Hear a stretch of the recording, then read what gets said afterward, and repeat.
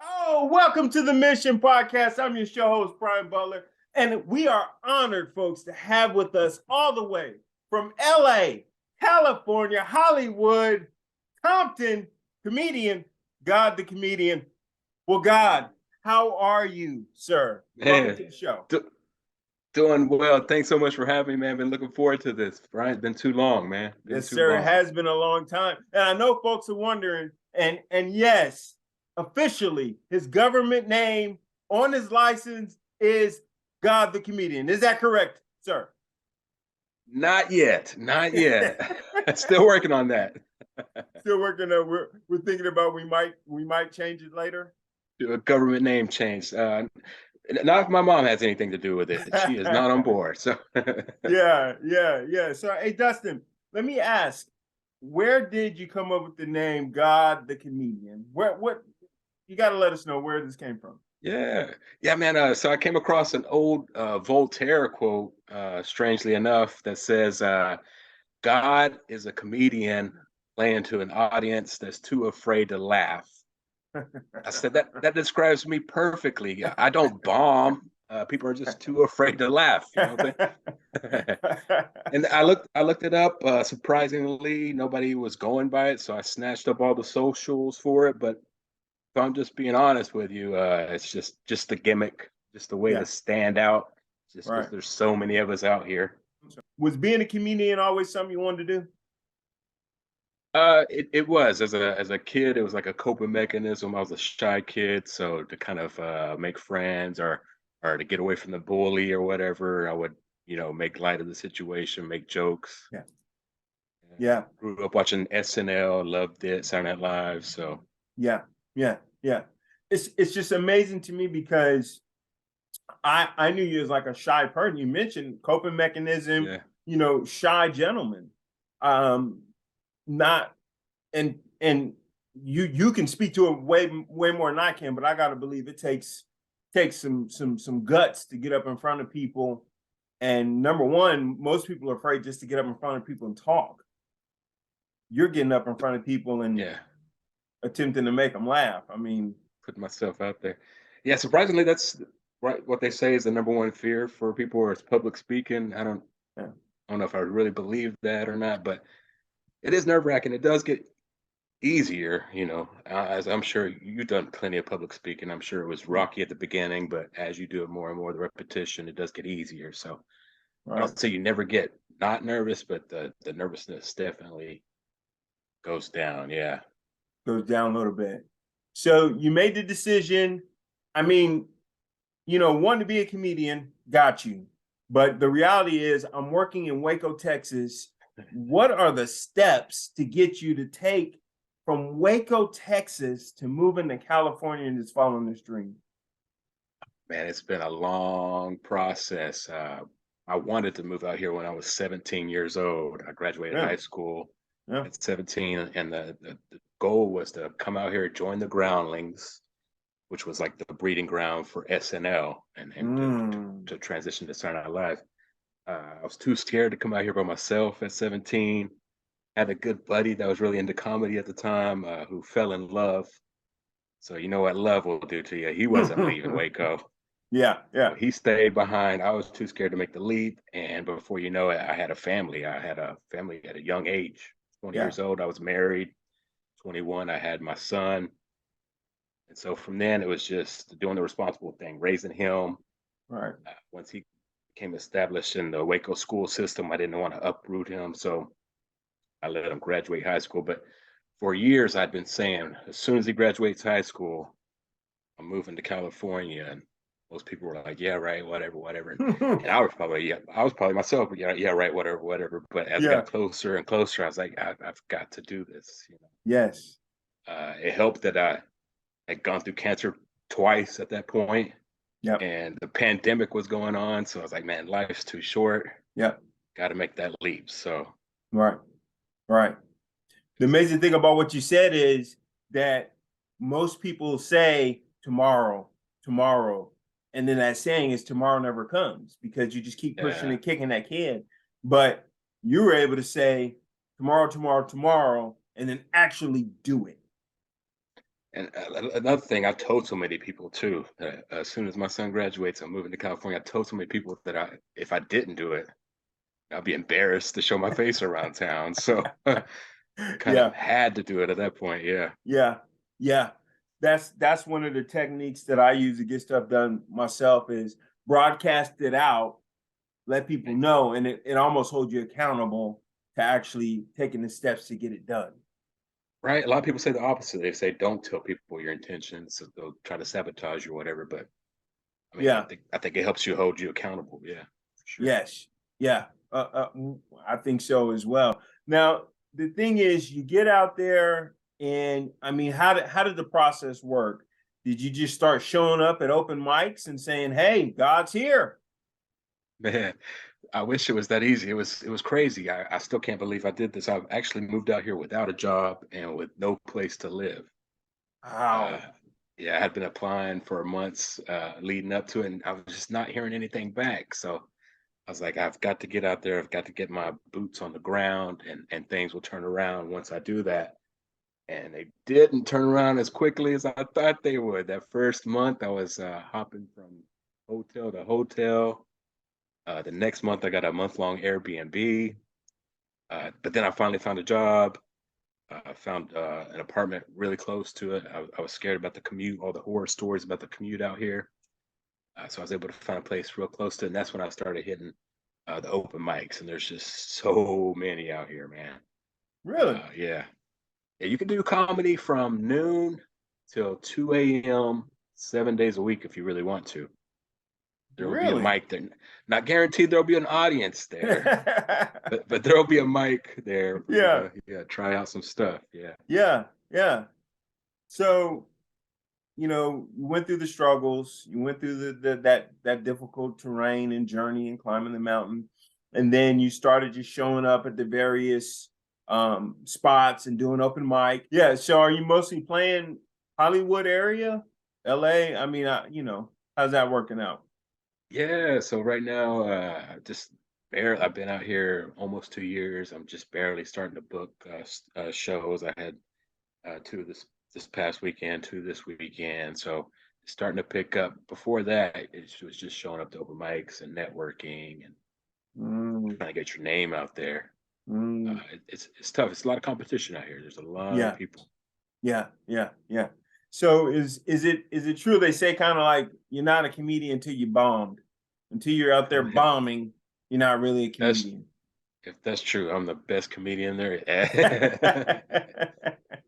It's tough though. It's a humbling experience for sure. You put your heart out on the line for these people, and for them not to react the way you want them to, it's just like, ouch. Yeah, Hard not to yeah, take it personal. Yeah, hard not to take it personal. yeah. So how'd you build that skill to be able to be like, I'm tossing this out there. People hit it great. If they don't, I'm not going to take it personal. Yeah, I still don't know if I have that skill to be honest with you. There's times where it's just like, oh, I might need to take a little break from this. But it's just like getting bucked off a horse. The quicker you get back on there, the quicker it is. And you just got to keep in mind too that you're always your own worst critic too. So while you're thinking you bombed, it super terrible, you might talk to somebody else that didn't think you did that bad. It's just yeah. Yeah, yeah, yeah. So you write all your own jokes. What's your process? You just where do you get your inspiration? Where do your jokes come from? How do you put it together? It's really weird. I don't do a lot of sitting down and writing stuff. I just try to go out and have experiences and have stuff basically come to me. If I have a funny thing happen to me or think of a funny thing while I'm out and about, I'll jot a note down or I'll Mm, make I'm an old person, so I'm on Facebook. So I'll make a Facebook status about it, see how it does on there, see if I can expound mm, upon it later. But yeah, it okay. just seems like it really just comes to me and You get your inspiration from the environment, you get your jokes together, and then you write them all in your book, and then you're like, okay, I'm booking a show. It's time to go through my book and you know go for it. yeah, my thing is I do a lot of one-liners, so I'll try to group my one-liners into different themes. Like I'll have a whole set of one-liners about dating, a whole set of one-liners about being a teacher, which is giving me tons of material right there. Yeah. I can imagine. Yes. Yeah. Yeah. And then Yeah. you just find out how much time you get. It's typically 5 minutes. Lately, I've been getting more and more time. As you do better, you get more time. I've been doing 10 to 15 minutes lately. So Oh, nice. just do that out, time it out. Yeah. My memory's not all there, so I still need like a set list. Yeah. Yeah. Yeah. It's just like 1 or 2 words of what the joke's about, so I can remember where I'm going and stuff. But Yeah. Like your roadmap, know where you're yeah, little something leads you to the next thing there. Yeah. I yeah, mean, so I gotta believe you said being a teacher gives you a lot of things to pick from and material. I gotta believe just living in LA and visiting Hollywood, I went out there with my family and it was different type of characters, literally dressed up in costumes all right. over the place. Yeah. Speaking of, my mom came out and visited, and she got harassed by the fat Spider Man out here. Yeah. Yeah, yeah, yeah, yeah, Man. yeah. Yeah, it's so crazy. I have a whole 5 minute set on moving from small town Texas to LA, all the differences, and Yes, been yeah, nuts. yeah. Wait, I mean, when we're talking about it, what's like 2 or 3 major differences you see between Texas and LA? So in the dating scene, since I'm a single guy, I'm out here. I'm meeting a lot of women around my age that've never been married, don't have any kids, which I Wow. found odd, right? Because in the South, that's something you do right after high school, man. Yeah, yeah, No, I didn't know we could wait. yeah, That's super different. Just the volume of people out here. Driving 6 miles might take you 30 minutes. I've known you to be kind of and once again, didn't know your personal side, but from what knew of you, it would seem like to me that the nighttime and being a comedian and probably a lot of drinking, I would imagine, happens, a lot of whatever extracurricular activity. How are you I'm making assumptions. I know your character. How do you balance, being in the group, but not being in the group? Yeah, I think, and you're making some very correct assumptions. There's, all that kind of stuff's out here. I just was at the Comedy Store recently, and I poked my head in the green room and trying to be funny. I was like, "You guys doing cocaine in here?" And they were. I was like, "Oh, you really are? Okay, all right." What's the biggest comedians, or what comedians do you just bump into known comedians all the time out there? Or have you seen any or worked with them? Yeah, well, I haven't got to work with any of them, but you could see any of the big names you want to. Chappelle recently did a pop up at the Comedy Store, and since Mm, I'm in the crowd so much, I knew he was going to do a pop up, so I was able to show up and see him and know he was going to be there. But you can see, pretty much any big name you want out here, and it's relatively cheap. A couple of these comedy places, once they know you're a comic, you can come in for free. You still got to do the true 2 drink minimum, but yeah, even on yeah, the ticket prices, yeah. I have a yeah, cousin that's real big into comedy, and he's wanting to see Bill Burr. I yeah. was like, man, if you were here, you could go see him like 2, 3 nights a week and for free. Really? It's crazy. Yeah, it's amazing. Wow. That's one of the major perks. Every once in a while, you'll have somebody pop in and do a show. The rapper Ti Yeah. got into comedy there for a while, and so All he was right. starting to show up at open mics. It was the weirdest thing. He would just show Yeah. up at your Yeah. open mic and want to do time, but then he wouldn't want to get off. He would always run the mic. Crazy, Now, man. was he funny? Not my cup of tea. I'm sure he Yeah. could make, some people would find it funny, yeah. Yeah. Yeah. Yeah. I mean, it takes guts, like he has no anonymity. He can't secretly go out and try this stuff. Everybody's gonna know who he is. Everybody's gonna be Right. filming him and stuff. So Yeah. do it. I mean, that takes guts. Yes. Yeah. Yeah. That's very true, and your everything you did coming back to you takes guts, and it's pretty amazing that your whole journey, and it's kind of like I tell people when they ask me what was it like when you were boxing, I'm like, well, the worst part of boxing was the weight in the weight in the back, hearing the other people out there getting beat up and the cheering for that person, and then he walks back by you with a cut and a closed eye and looks over at you and gives you a wink, and it's like, go ahead, it's your turn now. Your And then you got to make that lonely walk all the way to the ring. But once you're in the ring, it's like, it's go time. Where I'm in here, so right. but it You're in takes the extreme zone, guts to do it. Yeah. You're right. Yeah. I remember the first couple of times I did stand up, I almost turned around and left. I was just so nervous. I was like, I can't do it. Yeah. But Yeah. but Well, like you said, once you get in there, once you're in the zone, it's just you relax, it's just so much better. Yeah. Yeah.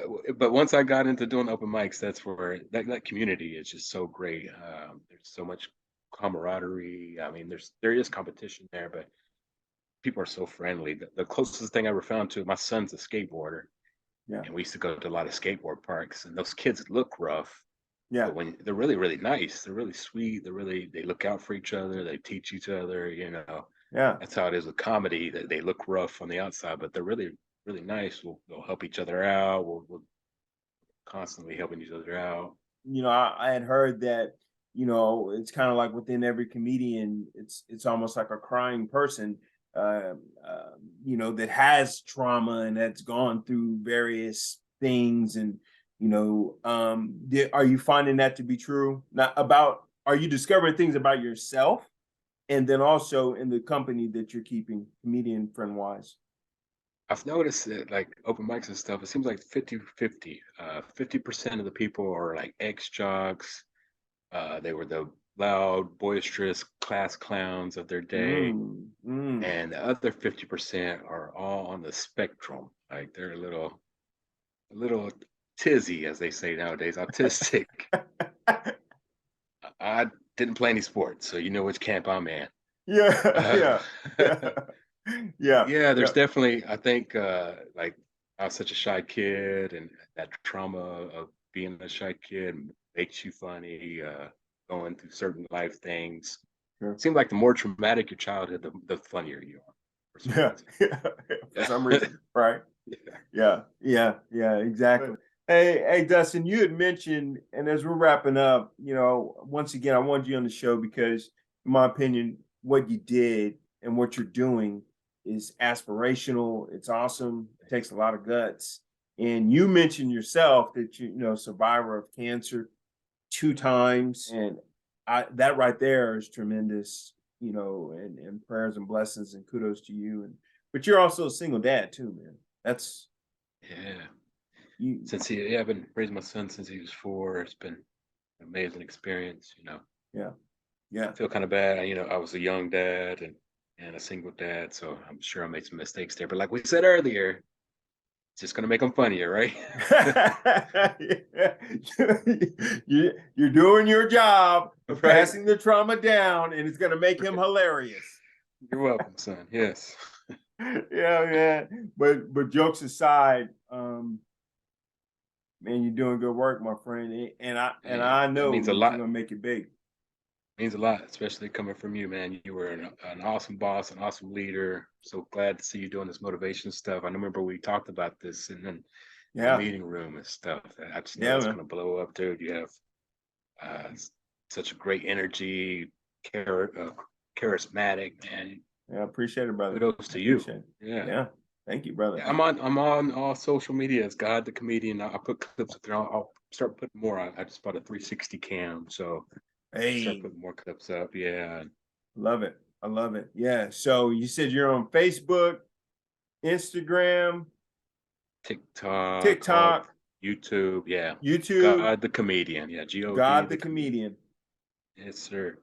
All right, man. Well, hey, I appreciate your time, brother. And till we meet again down the road, don't forget about the little people when you make it big, No, brother. man.